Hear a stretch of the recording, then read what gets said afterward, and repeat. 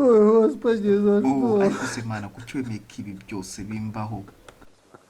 Девочки мои любимые, не убей. Bakobwa banjye b'igikundiro byarananiye kubarinda.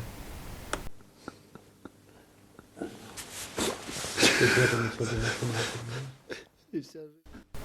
Aba ni bamwe mu bantu bakuwe Mariupol.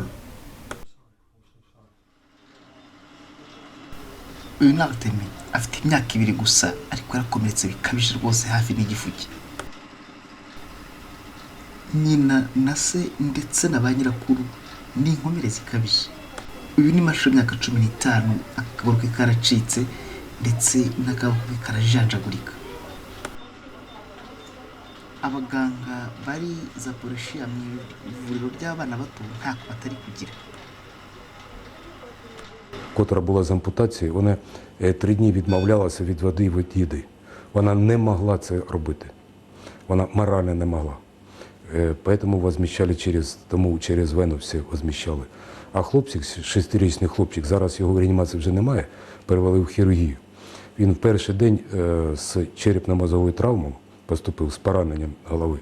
Поступив, він казав без сліз: ненавиджу Росію.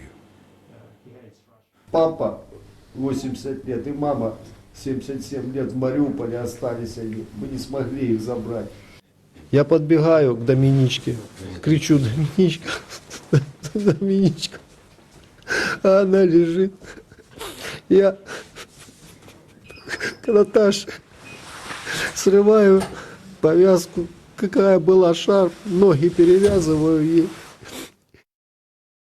Девочки мои любимые, не уберу я вас.